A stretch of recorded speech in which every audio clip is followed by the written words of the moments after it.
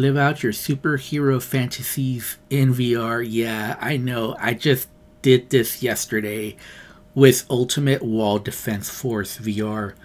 But today we're going to talk about the original superhero fantasy, Powers VR, a game that just released out of early access today, October 10th, 2020. It's available for the HTC Vive, Valve Index, and the Oculus Rift. I can confirm it does work on Windows Mixed Reality. Put a little asterisk around Windows Mixed Reality. We'll talk a little bit about that later. It normally retails for $10. It's currently on sale, 25% off. I got a free Steam key through the Steam Creator Connect program to review this game. So let's start off by talking about what I liked about this game before we get into the negatives, because there are quite a few negatives.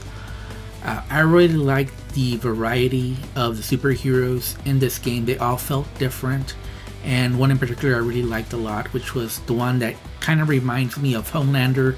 I'm a big fan of The Boys, so to have a hero with Homelander-like superpowers is a lot of fun.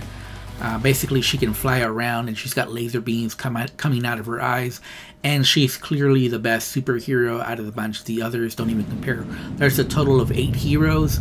Unfortunately, some of them are pretty worthless. There's like a grappling hero one, which is the worst. Doesn't have a weapon. The world turns black and white when you use that hero, and just the grappling is pretty bad.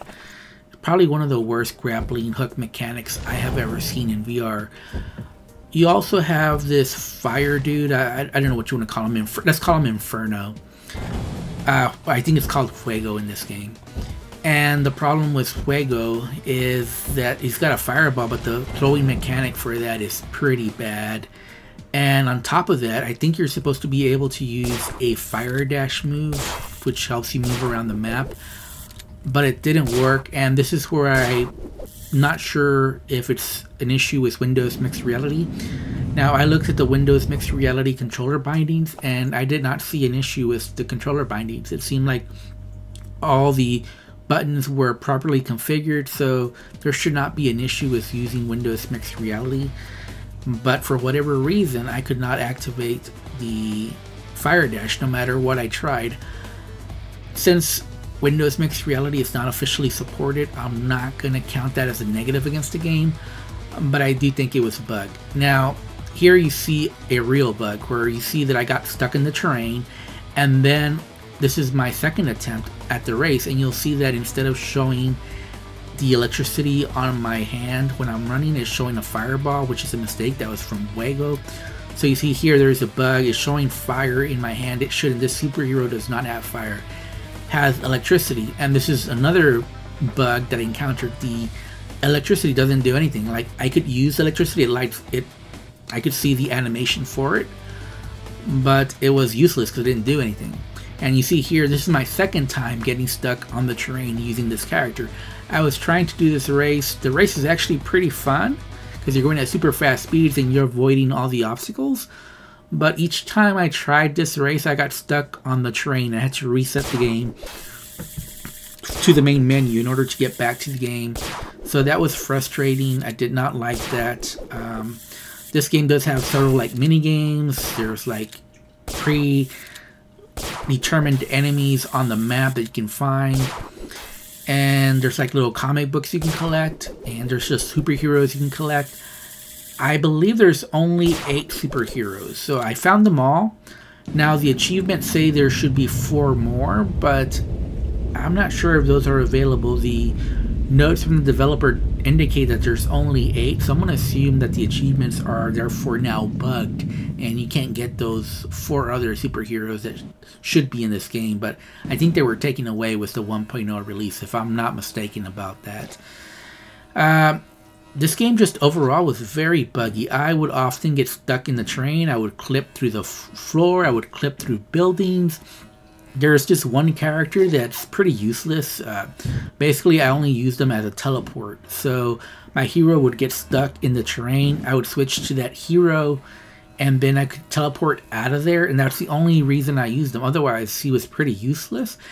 And you'll see here one of the biggest negatives about this game.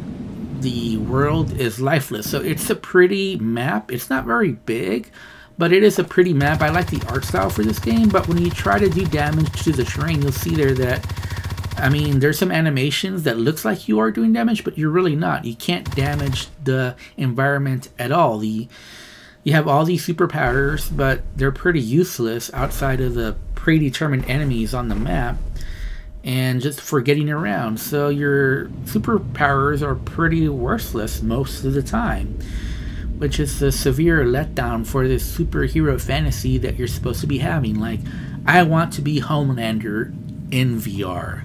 I want to fly around. I want to use my laser beam on whatever I want.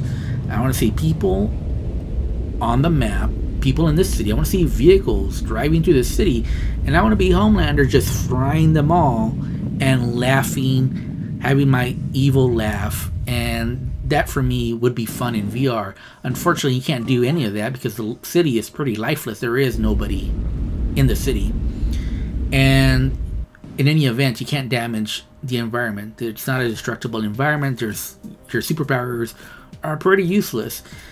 And you have the mini games, like I mentioned. I already mentioned the race, how you're stuck in the train and do the race.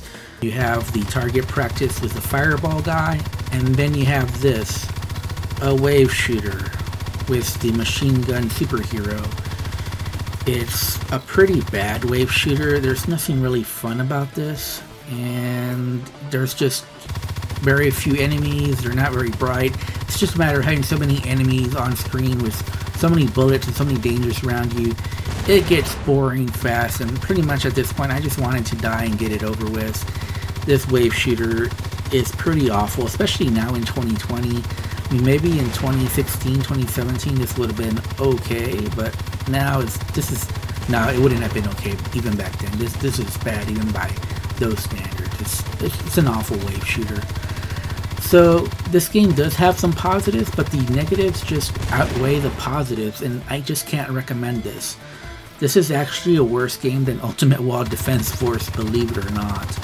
It's out of early access, but it probably should have just gone free to play. And if I have to rate it, I would give it a 3.5 out of 10. To me, this is just not a fun game. It's too buggy.